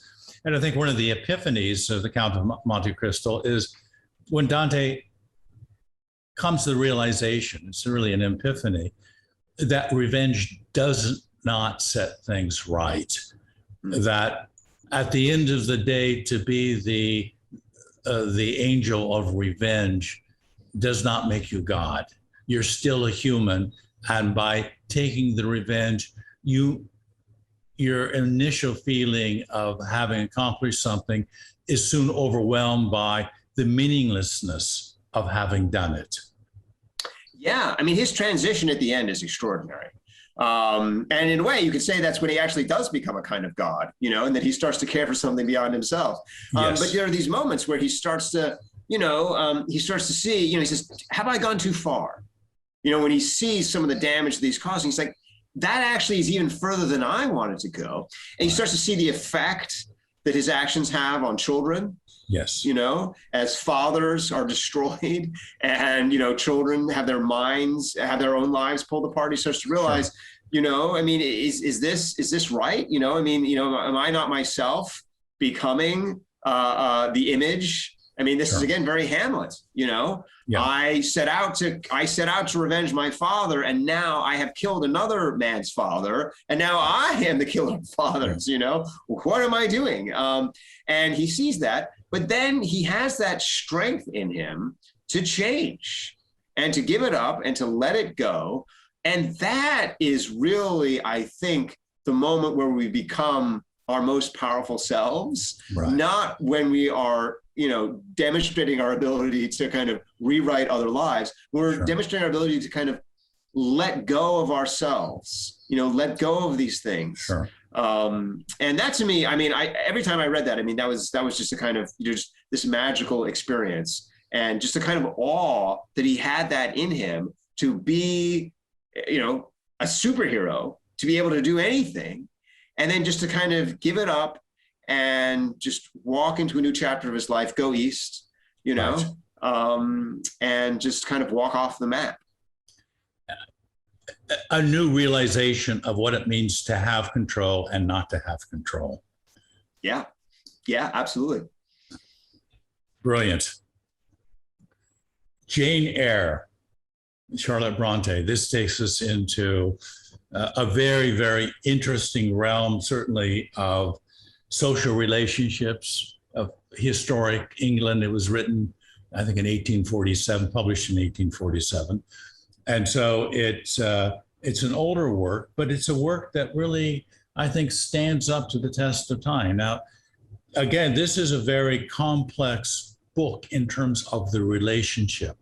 It's really from the point of view of a woman who she's self-willed, but yet she's very balanced. She knows who she is. She's very bright, kind of an early precursor to a feminist who is looking in Victorian England for a place and a role in society which women were not really allowed to occupy. So she is the classic outsider, and which is fitting into a lot of what your choices have been, which I can understand from your background, one which I share, so I do understand where that's coming from. So Jane Eyre, how old were you? And did your mother give you the book, your father, or was it a library? This is another library book. It was read around the same time that I read The Count of Monte Cristo for the same reason. I went back to the classics library that had at my public library, there was a kind of classic bookshelf. They had all the classics on them, and they were illustrated classics. And after I read The Count of Monte Cristo, I took down Jane Eyre, and I went through it, and it had this gripping picture of the mad woman in the attic. Right. And I just thought to myself, I actually thought it was a kind of Sherlock Holmes story. Yeah. I was like, who is this mad woman in the attic? And actually, when I read it for the first time, I read it mostly as a kind of mystery story. And it has that in its mysticism, a sense that there is a mystery, only that mystery, of course, is really not the mystery of who's in the attic, but that mystery is this kind of higher sense of a kind of spiritual, emotional mystery. Sure. That the kind of, romantic love is connecting us to. But yeah, so no, I took it down, and I read it, and exactly as you said, I just loved the rebelliousness of it. Yeah. Everyone in this story is so themselves, is so passionate. The Brontes in general, I just cannot recommend them enough. I just think, and they just have this delightful sense of, this is what it is actually to be a human, is to be intense, to care, to have desire, to not focus on what you're told and what everyone thinks you should be doing, but to be brave in your love and to care. And by doing that, you can actually kind of break through this life into something higher. That's the kind of mysticism at the center of the book. And as a child, I felt that really strongly, that in my heart, if I cared deeply enough, sure. I didn't have to follow the road that I was told to follow, as long as I followed my own heart, but did it with intensity, sure. and did it with conviction, that in a way I would enter a kind of higher reality, a higher state. And although I can't pretend that, I myself identified with sure. With Jane, no. I did feel immensely gratified by the fact that she got what she wanted. And the ending is such a peculiar ending, which is what makes it so wonderful. Rochester's not really Rochester anymore at the ending. Everything has kind of changed totally. But she is in full possession of herself. She is completely realized. And that was what was extraordinary to me, was this sense that you could go it alone and become the person who you wanted to be fully. Yeah. Yeah. There's so many parts of Jane Eyre that stand out, but, for me, one of the things of the book is her ability at a time in England, in English culture, not to be tamed by the social convention. And in other words, there's a domestication that goes on. And so there's almost a metaphor. She's a governess for Rochester, and they find out that in a lot of ways, emotionally, intellectually, that they're equals. But at the same time, Rochester then pulls the kind of class card on her, yes. by trying to buy her with expensive gifts and materialistic things, so that he can kind of recreate a hierarchy where he's going to be not an equal with Jane, but perpetually her boss, her employer, and not just in the work, but in the whole life that they would share together. And her rebellion is that is not the social equality. That is not how we started.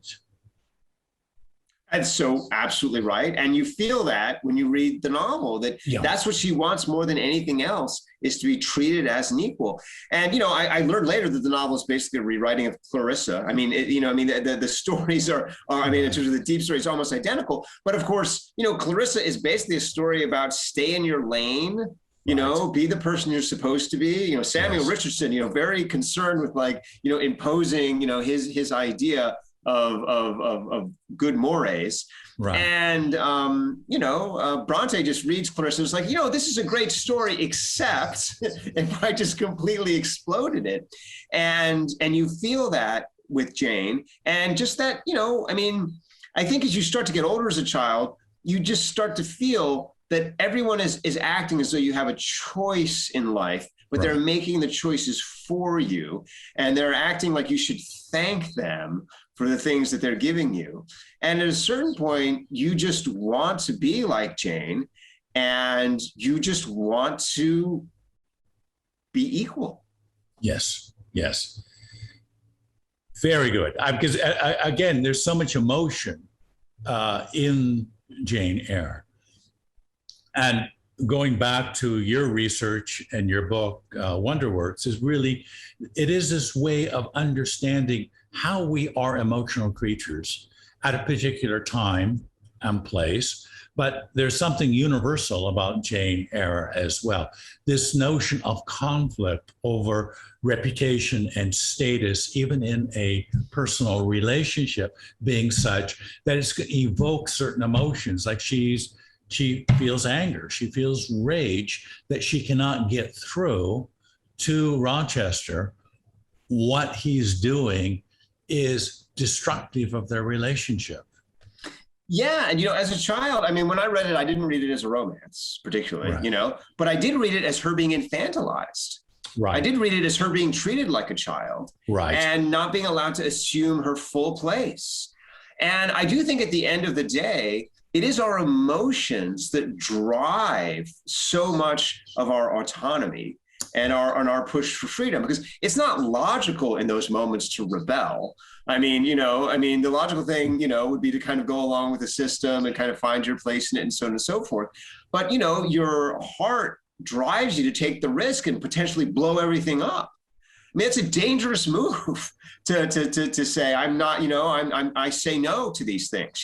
If I can't be an equal, I will not have anything, and yet the heart wants that. The heart needs that, and the heart drives that. And I think, again, as a child, you are not encouraged to think of your feelings as positive. You're often told to manage your feelings, restrain your feelings, calm your feelings. Your feelings are annoying everyone around you. Just be calmer. And then to have Jane say, no, this is who I am. These feelings are good. I'm going to actually exercise them. And then to see at the end that it works out for her, not in an expected way, but in her way. And she got her life. I just think that was just deeply empowering. That's very, very good.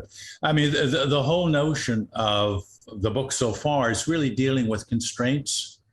It's dealing with boundaries and how people who feel unfairly constrained in artificial boundaries find the emotional and intellectual resources in order to recreate and construct a life that's meaningful for them, even though they may have to pay a price for the society that they're living in, and often that they do pay that price.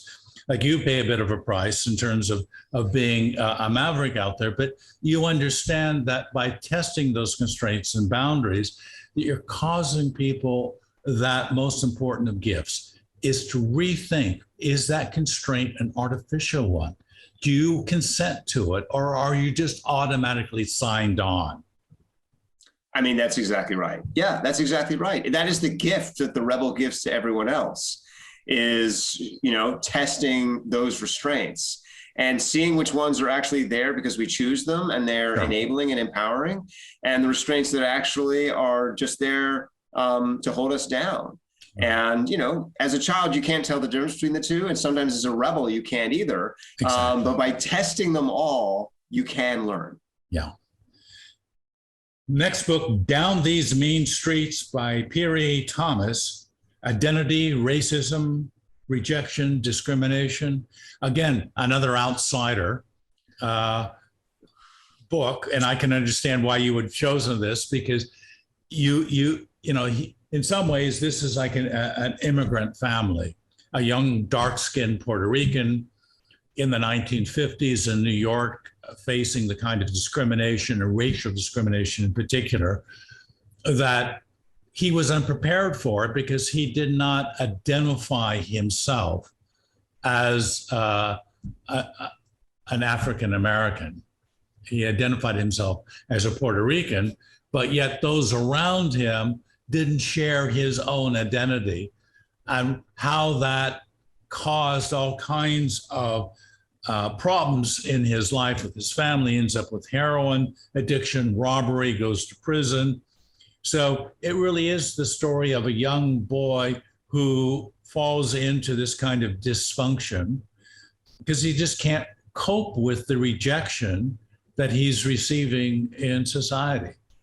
So again, go ahead.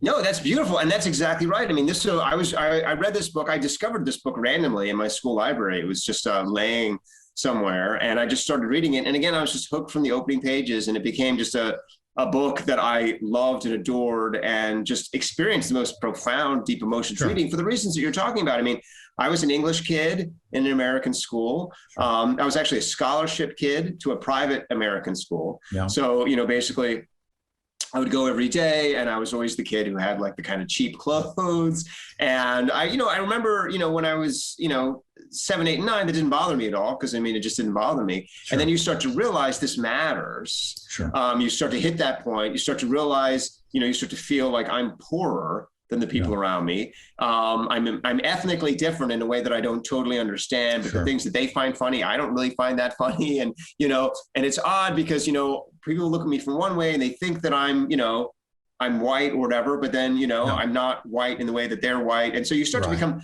conscious of all these kinds of strange things. And then I remember I read this book, and, the first thing is I just realized, like, oh my goodness, I could be so much more poor.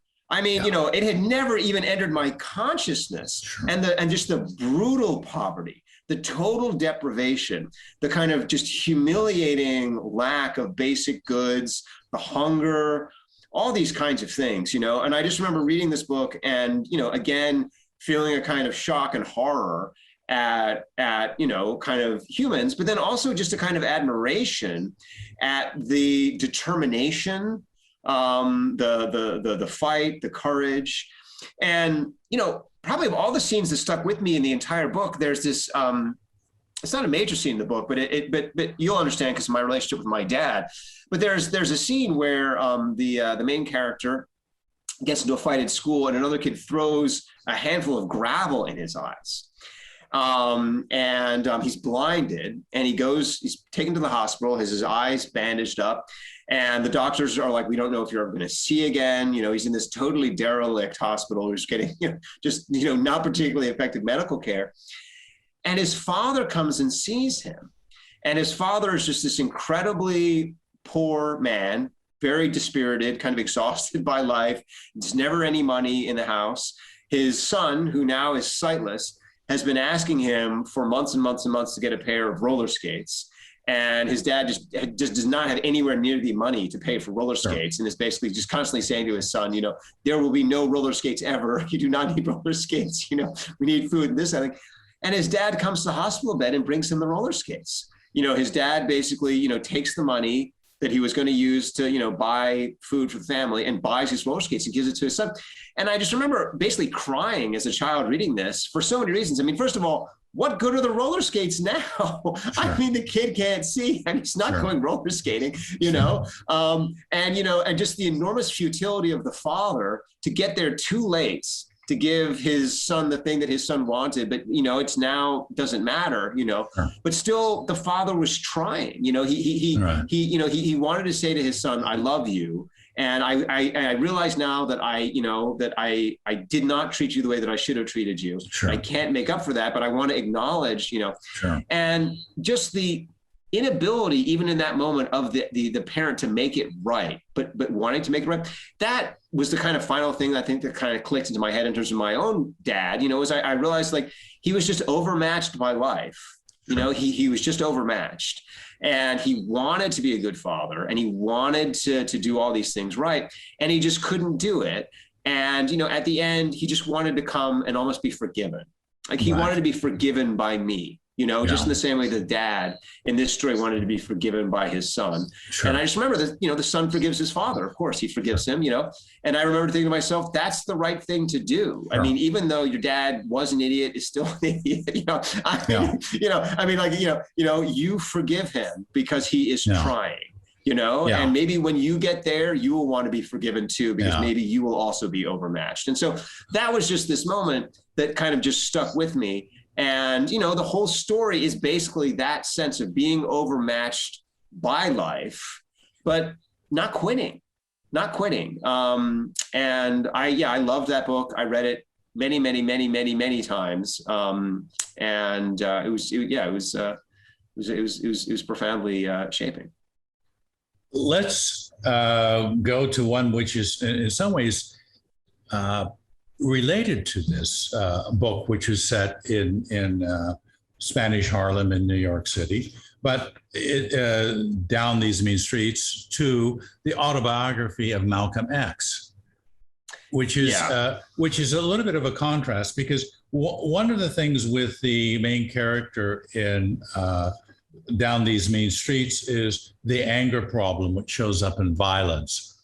And if you compare that, say, with Jane Eyre, she's angry, but she finds ways other than violence to address the cause of what that emotional upset is. And I think that's a contrast with the young Puerto Rican, and also it's a contrast with the Autobiography of Malcolm X. Yeah, well, the Autobiography, there's one book, honestly, that influenced me more than any others. It was this book, because this book has, I think, almost all the other books in it, in a way. And for me, it was just revelatory in the sense that I just admired him from the beginning. I admired the kind of, so it's basically a kind of story of transformation. He starts out in the book as kind of a hustler, he's got like these zoot suits and kind of, doing his kind of street game. And, he goes to prison, and in prison, he starts to read and starts to learn. And then, of course, he goes on to become one of the most famous members of the kind of Black Muslim movement, he is this just glorious rhetorical voice for, I have been wronged, and I am not going to ask for things. I am going to, take the things that should have been given to me. I am going to be justice. Again, a kind of Count of Monte Cristo, I'm going to bring that to the world. And then the final chapter of his life, he changes again. He converts again. He basically changed. He remains a Muslim, but he becomes a Muslim of love. Sure. And tolerance. Rather than anger, no. Yeah, and so again, it is the Count of Monte Cristo story again, but a real person. And in a way that I just was struck with awe that a human being could not only change once, but change twice. That was the thing that was just so amazing. I knew, of course, you could change. I knew that you could grow up, but the thought you could grow up again, the thought that you could be an adult and then become another adult. That was the thing that just totally shattered my mind at the end. And that just sense of the infinite potential we all have in us to be another person, and to keep growing our perspective. And, you know, he gave up. I mean, he had the opportunity, if he had not changed, to have had an easier life. Sure. You know, I mean, things were kind of laid out for him, you know, but, you know, he had the kind of courage to put this larger self ahead. And that was just, you know, I mean, and so, I mean, that book just became a book I read and reread and reread and reread. And I basically kind of mythologized Malcolm X, you know, in my mind throughout my teenage years, and just shaped a lot of, you know, I mean, I became at a time when, you know, none of the kids in my school were listening to rap music. I would go to all these kinds of odd concerts in downtown Philadelphia, you know, see all these kinds of like underground acts and whatnot, you know, because I just wanted to kind of get closer and kind of understand and be just a kind of a part of the life that I kind of imagined he would be living if he happened to be alive now. Let me just read a part of one quote from Malcolm X to give viewers a little bit of an idea. Malcolm X in the autobiography says, "I've had enough of someone else's propaganda. I'm for truth, no matter who tells it. I'm for justice, no matter who is for or against it." The outsider. The outsider. The outsider, yeah, no, and just kind of having that courage to, I mean, another way of thinking about this is the outsider kind of almost as a prophet figure.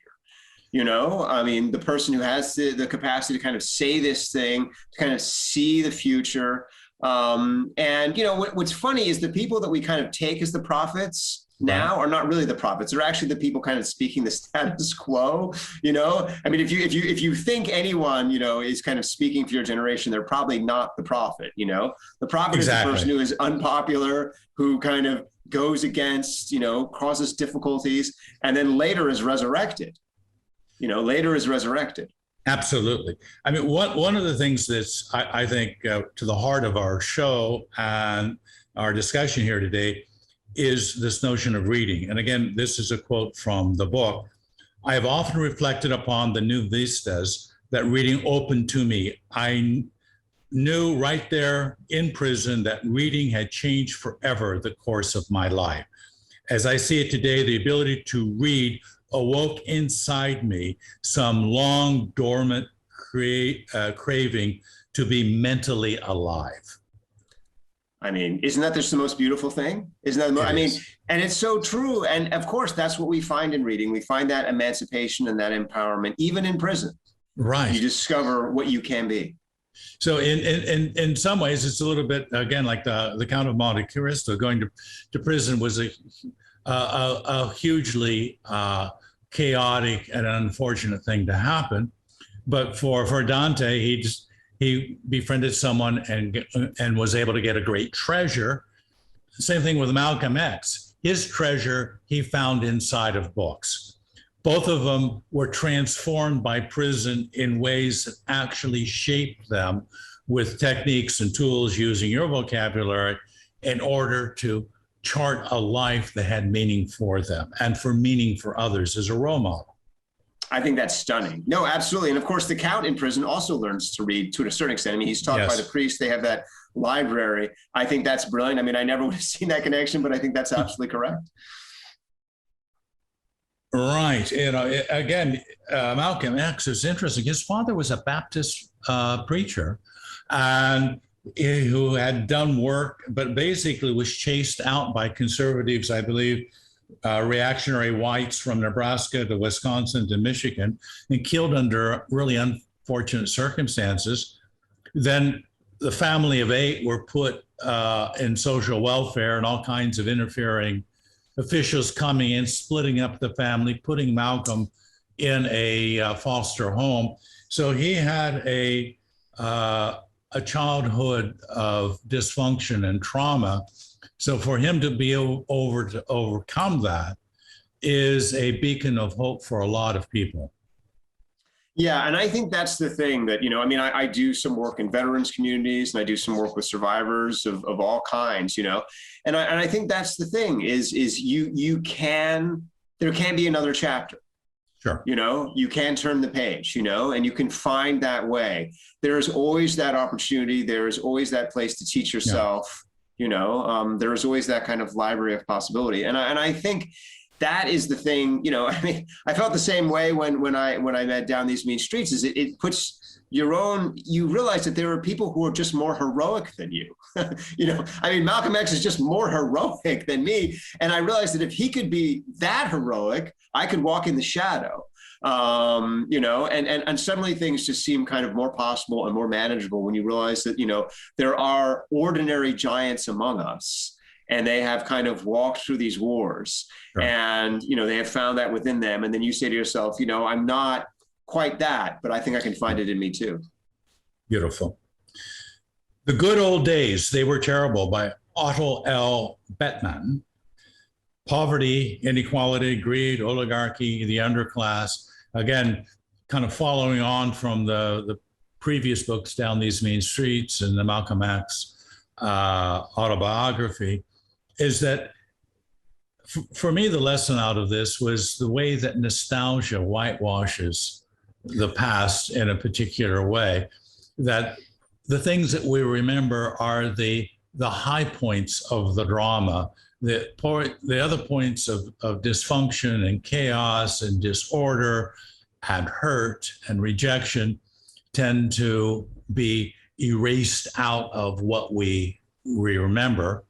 And Otto Bettmann's book is a book that makes us remember maybe things that are painful, but things that are important to understand for our own intellectual and human evolution. Yeah, and this book is just, I mean, it's obviously a very curious book to have been so important to my childhood, but the reason it was so important is because my mother, who had been denied the chance to go to college when she was young because her father did not believe that women should be educated. When we came to this country, she started going to community college. Right. And teaching herself. And she eventually went on, graduated from community college, then went on to college, and then went on to graduate school, got her PhD from Hopkins, became a professor. So, wow. Just to give you an indication of the kind of potential that is lost by not allowing people to go to school. But this was one of the first books she brought back from one of her community college courses. It's a story. I mean, it's a kind of social history book about just, what, we romanticize what life was like in the 19th century America, but it was actually a total disaster of like poverty and smoke and smog and disease and whatever. And, first of all, I just remember just being fascinated when you just actually get to kind of feel like you're seeing the real thing, sure. and just kind of this kind of puncturing of everything that you've been told before. And you're actually getting the truth again, the prophet, speaking to you. But also, I think what was kind of extraordinary to me about it was it was the kind of transition in my mind to the idea that books were things you could kind of learn from for your life. And I remember, seeing my mom go back to school and realizing that she had chosen to take this course. And, the whole time I was growing up, I didn't get to choose what classes to take sure. or what books to read. Sure. It was like you just went and you did what you were supposed to do because of the syllabus you're handed on the first day of class. And then, my mom was like, no, I want to get this major in college. I decided in this major, I was going to take this class and then, these books, and I want to write a paper on this book and so on and so forth. And I just remember thinking to myself, this is the opportunity of the future, is to do what we want to do. And that sense of the future can be better was, of course, really driven home to me by this book, which was basically all about how, the way not to improve life is to pretend like the past was great, because then exactly. all you ever do is just stay in the same place or mourn what was lost. But if you're honest about the past and you're honest about the fact that actually things can be better, there's plenty of room for us to move forward. And this is, of course, and this, as someone who studies, literature, and this is a very controversial opinion to have, I should say, the idea that the future can be better than the past, this kind of convicts you of a series of terrible sins, you're sure. a progressivist, you believe in progress, all these kinds of things. But I do. I mean, I don't believe in progress in the sense that I think we're creating a perfect society or a utopia. But I do think that there are just endless opportunities to lift people out of the suffering that they have. And the way to do that is by being honest. And I just remember seeing my mom go through her own journey of kind of self-betterment and the opportunities that she was able to kind of take for herself. And that just made me think, you know what, I have to take my schooling seriously too. And when I get the chance to choose what classes to take in college, I'm not going to just choose the safe classes, you know, I'm going to take that risk. I'm going to dare. And it just made me feel like I had this future ahead of me where I could define myself. You know, another, I think, tie-in with the good old days, They Were Terrible, is with Jaws and Puckoon. It's really an examination of the limits of authority and power figures that have power.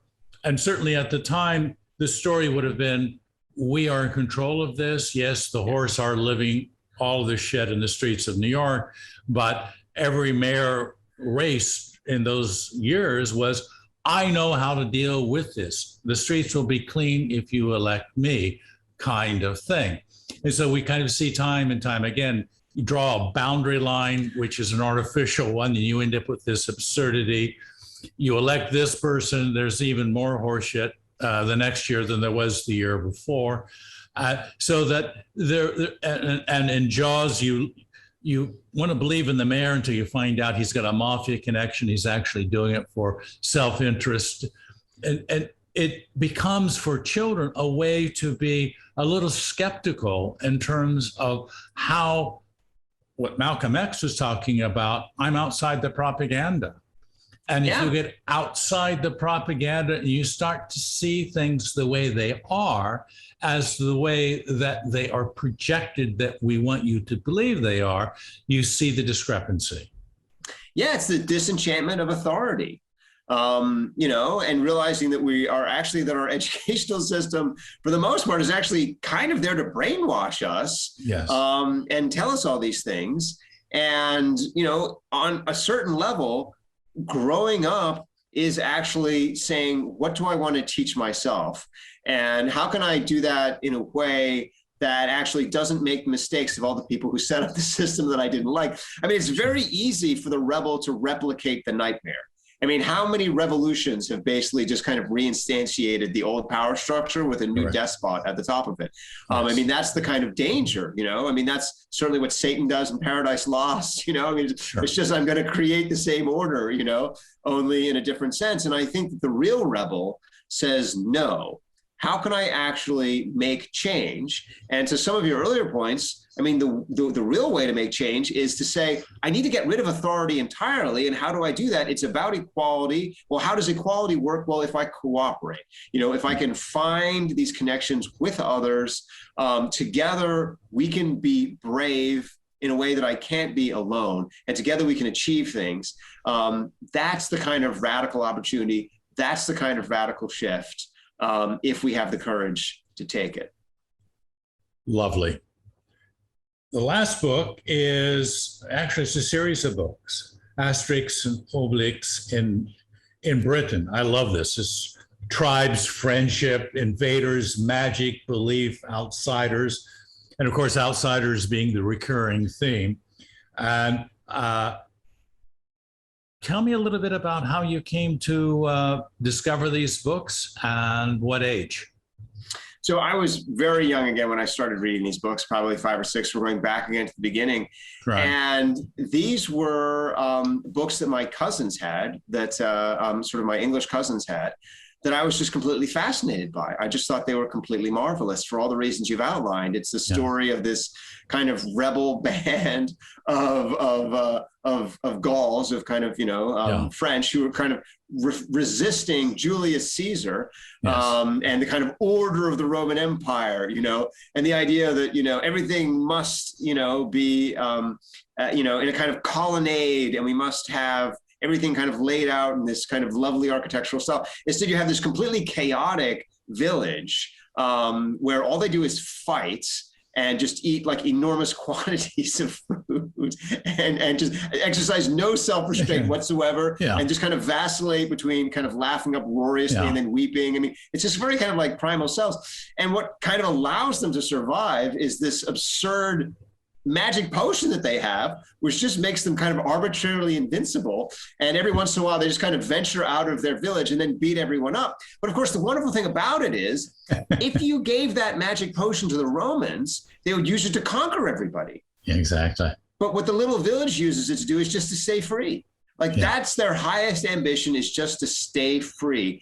And that, I think, was just such a lovely, fun thing as a child to think, you know, if only I had a magic potion that would just allow me just to be free. Like, I don't want to do what all the parents and the authorities around me are doing, which is basically what Rome is doing. Right. And just tell everybody what to do. I just want to have the magic potion to be free. You know, one of the things in book number 8 in Britain is, I love the names. Gitafix, who is the guy who actually makes the magic potion and delivers that for Asterix and Obelix, is like somehow facing overwhelming authority, an overwhelming power of the Romans. They needed something. And ultimately in that book, the potion that they have gets destroyed. Now, I think it's Asterix who tries to come up by putting tea leaves and creating another one. But the head of the village, again, a wonderful name, My Kingdom Fornus, leads the village to victory. And he later tells Asterix, I knew it wasn't the potion, but it was the psychological advantage that was crucial. In other words, it's the belief system that you have that what you're doing gives you enough courage to go forward. It goes back to what we're talking at the very beginning of this podcast, the notion of courage, is that everyone's looking for that magic potion to give them the sense of courage that is the one up that will protect them, make them invincible against an overwhelming power. Yeah. And to your point, the magic is just in our mind. Exactly. And we all have it there whenever we want it. We all have the magic potion wherever we want it. It's in us. It's just our strength of belief, our strength of belief in ourselves. And, you know, we don't need a druid to mix up some kind of enchanting brew. And I think more than anything else, I mean, that is what literature is. I mean, literature is that magic thing that is just in the mind. And if you think that it's actually real, you know, then it suddenly becomes scripture and religion and all these kinds of things. But if you're able to say, no, actually, it is in my mind, it's all in my mind, and that is why it is powerful, because my mind is powerful. Maybe that's the secret. Maybe that's a link to the Malcolm X as well. In reading, he discovered the magic potion. Yes, that's so brilliant. Absolutely, yes. He discovered the magic potion. Absolutely, yeah, and allowed him to kind of take down Rome. For sure. Take on Rome. And once you saw someone who had that magic potion, he was almost unstoppable. I mean, in his life ended tragically. But again, the lesson of this series, Asterix and Obelix and Malcolm X, is that the magic potion is there. It's on the library shelf. And you can drink as much of that as you wish. But if you don't have that magic potion, the Romans will take your village. Christopher, I could not say it any more beautifully than that. Absolutely. Yeah, absolutely. That is the opportunity ahead of all of us, you know, that we all have. Just go to the shelf, drink the potion, and, you know, find your own village, find your own freedom. Exactly. Okay, I think we're getting pretty close to the end. I try to ask guests at the end of one of these conversations to kind of summarize what it's been like to be on the show, what's been learned, what kind of thoughts have been exchanged that stay with you. In other words, what little bit of magic potion do you take away from this? Well, I have to be honest, Christopher, this has been the most extraordinary conversation I've had about literature my entire life, because I've never actually ever had a conversation like this about the books that I like. And I feel like you've completely unlocked for me so many resonances and so many reasons. And I have to say that when I put the list down for you, I felt almost embarrassed because I was just giving you the list in my head and I had no real idea why these were the books that had stuck with me. But you have completely convinced me that they have absolutely shaped my self-image as a kind of outsider, someone who believes in the heart as much as the intellect, you know, and someone who believes in change and the ability of a book, any book, to work magic. So I can't even tell you. I mean, this has just been the most kind of joyful 90 minutes of my life. I've really enjoyed it as well. I've learned a lot from you, and you've given me the great gift of going through and trying to be a little bit like Sherlock Holmes. We're seeing where things connect. And it's in those connections that we draw our identity, who we are, what we value, and what motivates us to go forward to do a better job in the world of making it a better place. Well, I have to say you're an extraordinary Sherlock Holmes, but also a Watson too, because you have an enormous emotional intuition as well, not just an analytic one. Well, thank you so much. Now, one of the things that we discussed via email is we'll be giving away some books. I think maybe we haven't decided yet, maybe somewhere between 3 to 6 copies of Wonderworks. Whoever will get that will have a transformation in their life because it is an absolutely brilliant book. So that book, and then I'd ask you to choose one of the books that we discussed today, which I will, out of my own pocket, give out an equal number of copies for parents, educators, homeschoolers, etc., that may provide that little bit of magic potion for them for the future.